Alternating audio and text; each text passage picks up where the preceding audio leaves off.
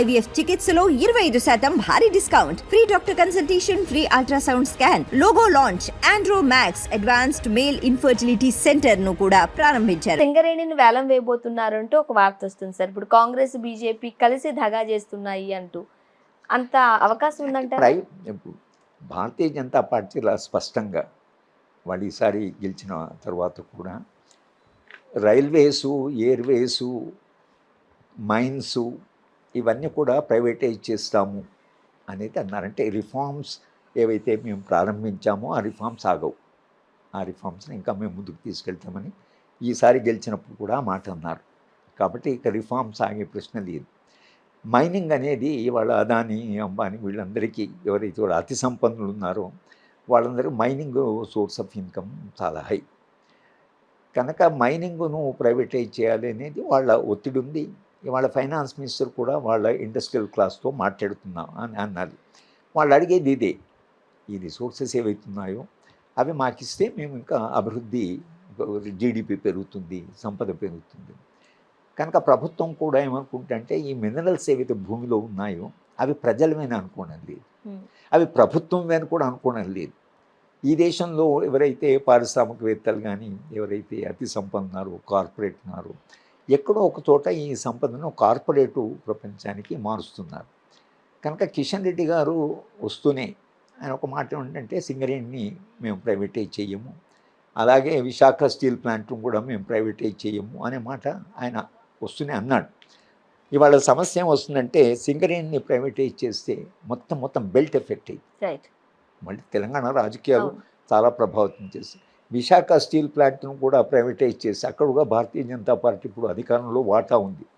కనుక వాళ్ళు ఇప్పుడు ఒకవేళ విశాఖ స్టీల్ ప్లాంట్ను ప్రైవేట్ చేస్తే వాళ్ళకు పొలిటికల్ కాన్సిక్వెన్స్ ఉంటాయి. ఈ పొలిటికల్ లిమిటేషన్ ఉంది కనుక కొంత డిలే చేయొచ్చు.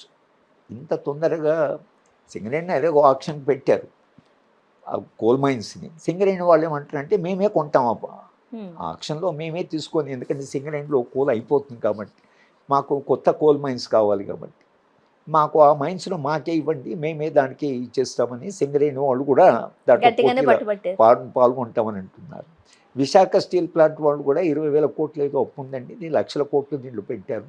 20,000 కోట్లు ఏముంది అసలు, ఎప్పుడైనా ఇది లాభాలు నడిచేది, ఎందుకు దీన్ని ప్రైవేట్ చేయాలని. అంటే వేల సంఖ్యలో లేబర్ ఉన్నారు, దానికి పోరాడి చనిపోయిన వాళ్ళు ఉన్నారు విశాఖ స్టీల్ ప్లాంట్ కొరకని. కనుక ఇవాళ విశాఖపట్నం వెళితే మీరు విశాఖ స్టీల్ ప్లాంట్ అది ప్రజల సమస్యగా ఉంది, దాన్ని ఇప్పుడు మీరు ప్రైవేటైజ్ చేస్తామంటే దాని కాన్సిక్వెన్సెస్ ఉంటాయి తప్పకుండా. కనుక ఇవాళ ఏం చేస్తారు వీళ్ళు, విధానపరంగా ఎట్లా విధానాలు తీసుకుంటారు. ఒకవైపు పార్టీని కాపాడుకుంటూ వాళ్ళు ప్రైవేటైజేషన్ చేయాలి. ఈ వైరుధ్యం అయితే ఉంది ఇప్పుడు. కానీ కార్పొరేట్ వాళ్ళు ఊరుకోరు. మిమ్మల్ని మళ్ళీ గెలిపించాము, మా మీడియా అంతా మీకు సపోర్ట్ చేశారు, వాళ్ళ ఒత్తిడి ఉంటుంది. మోడీ ఆ విషయంలో ఆయన ఏమీ ఏ రహస్యం తెలుసుకోలేదు. తాను పోడు ఫార్మ్స్ తర్వాత ప్రైవేటైజ్ చేయాలనేది ఆయన స్పష్టంగా, ఆ విషయంలో ఆయనకు అస్పష్టత ఏం లేదు. చేసే క్రమంలో ఈ వచ్చే వైరుధ్యాలు, వచ్చే సవాళ్ళు, ప్రతి రాజకీయ పార్టీకి వాళ్ళ రాష్ట్రాల్లో ఉండే సమస్యలు. ఇప్పుడు ఇక్కడ భారతీయ జనతా పార్టీకి సింగరేణి ఒక ప్రాబ్లం, అక్కడ ఆంధ్రాలో భారతీయ జనతా పార్టీకి విశాఖ ఇజ్ ఏ సమస్య. ఇక్కడ ఉండేవాళ్ళు ఏం చెప్తారంటే ఇది ప్రైవేటైజ్ చేస్తే మనకు పార్టీకి నష్టం అవుతుంది. కానీ అక్కడ కార్పొరేట్ వాళ్ళు ఏమంటారంటే మీరు ఇట్లా లాభాలు నష్టాలంటే ఇక దేశ అభివృద్ధి అంతా ఆగిపోతుంది, జీడిపి రేట్ పడిపోతుంది, మనం 3వ ఎకానమీగా ప్రపంచంలో అతి సంపన్న దేశంగా మారాలని అంటున్నారు, మీరు ప్రైవేటైజ్ చేయకపోతే ఆగిపోతుంది. ఈ వైరుధ్యాన్ని ఎట్లా వీళ్ళు ఓవర్కమ్ అవుతారనేది ఈ సమస్య. దీని వైరుధ్యాన్ని ఓపెన్గా దాన్ని ఎట్లా చేయాలంటే రిప్రెసివ్ లాస్ వస్తాయి, బాగా అణచివేత చట్టాలు, ఎక్కడ ఉద్యమాలు జరిగినా. ఇప్పుడు సింగరేణి వర్కర్స్ వచ్చేసి దానికి పెద్ద ఎత్తున రిప్రెషన్ ఉంటుంది. కనుక ఈ 5 ఏళ్ళ పాలన ఏదైతుందో భారతీయ జనతా గత 2 టర్మ్స్ లాగా ఈసారి సమస్యలు. ఇప్పుడు ఆల్రెడీ 20-25 లక్షల మంది పిల్లలు బజార్లో ఉన్నారు.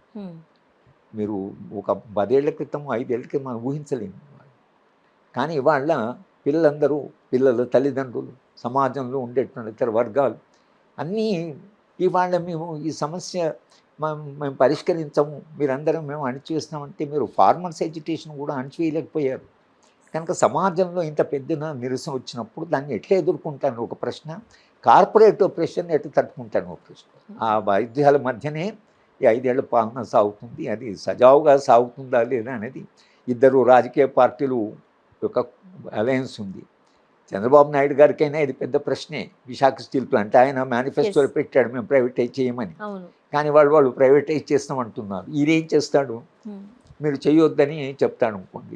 లేదు మన విధానం ఏది కాబట్టి చేస్తామని అనుకోండి. మరి ఈయన బయటకు వస్తాడా? బయటకు వచ్చిన తర్వాత ఇండియా అలయన్స్తో కలిస్తే ఈ ప్రభుత్వం కూలిపోతే ఇంకో ప్రభుత్వాన్ని వాళ్ళు అంటే వస్తారు అధికారంలోకి. ఇది సమస్యలు కాస్త కాంప్లికేటెడ్. చాలా ఇది సంక్లిష్టమైనటువంటి సందర్భం ఇది. ఇప్పుడు ఏపీలో చంద్రబాబు నాయుడు గారు ఉన్నారు కాబట్టి ఇప్పుడు తెలంగాణ మీద కూడా ఫోకస్ చేసే విధంగా బీఆర్ఎస్ను కంప్లీట్గా తుడిచిపెట్టే విధంగా అడుగులు వేస్తున్నారంటూ వార్తలు వస్తున్నాయి. ఆ వైరుధ్యం ఉంది. ఆ వైరుధ్యం ఏంటంటే బైఫర్కేషను చేసినప్పుడు యాక్ట్లో చేసిన కొన్ని వాగ్దానాలు, కొన్ని సమస్యలు అయితే పరిష్కారం కాలేదు. ఈ 2 రాష్ట్రాల మధ్యన ఉన్నటువంటి సమస్యలు ఈ 10 ఏళ్ళలో అవి పరిష్కరించబడి ఉండాలి. కానీ ఇటు కేసీఆర్ కానీ, అటు జగన్మోహన్ రెడ్డి కానీ, లేదా అంతకుముందు చంద్రబాబు నాయుడు గారు కానీ కూర్చుని సమస్యలు పరిష్కరించుకునే ప్రయత్నం చేయలేదు. ఆ సమస్యలు అలాగే ఉండిపోయాయి. ఇవాళ పరిస్థితి మారింది. ఇక్కడ కాంగ్రెస్ పార్టీ అధికారం ఉంటుంది. కాంగ్రెస్ ఎలాగో బీజేపీకి ప్రథమ శత్రువు అనేది వాళ్ళు అనుకుంటున్నారు. అక్కడేమో చంద్రబాబు నాయుడు గారు వచ్చారు, అలయన్స్ ఉంది. ఈ ఇద్దరి మధ్యన సమస్యలు పరిష్కరించుకునేప్పుడు మీకు జరగడం ఏం జరుగుతుందంటే కొంత ఆంధ్ర స్టాండ్, ఎందుకంటే ఆయన అలయన్స్లో ఉన్నాడు కాబట్టి తీసుకోవాల్సి వస్తుంది. కానీ తెలంగాణ భారతీయ జనతా పార్టీ మేము అధికారంలోకి వస్తామండి. బీజేపీ తమ అధికారంలోకి వస్తామని అనుకోవడం లేదు. అక్కడ వాళ్ళకి బేస్ లేదు. కానీ తెలంగాణలో మేము అధికారంలోకి రావడానికి వస్తామని అంటున్నారు. వస్తామని అన్న తర్వాత తెలంగాణ పట్ల మీరు వివక్ష చూయిస్తే, రేపు ఆంధ్ర ప్రాంతానికి మద్దతు చేస్తూ తెలంగాణను విస్మరిస్తే ఇక్కడ భారతీయ జనతా పార్టీ దెబ్బతింటుంది. కనుక ఈ బ్యాలెన్సింగ్ చేయాలి. ఇద్దరికీ సంతృప్తికరమైనటువంటి పరిష్కారాలు కనుక్కోవాలి. అది భారతీయ జనతా కేంద్ర ప్రభుత్వంలో అధికారంలో వాళ్ళు చేయగలరా లేదా మనం 1 సంవత్సరంలో తెలిసిపోతుంది. చంద్రబాబు నాయుడు గారు చెప్పింది వినకపోతే నేను బయటకు పోతా అంత ధైర్యం చేసినా చేయకుండా 1-2 సంవత్సరాల తర్వాత అనవలసి వస్తుంది ఆయన. లేకపోతే జనము ఆయన నుంచి చాలా ఆశిస్తున్నారు.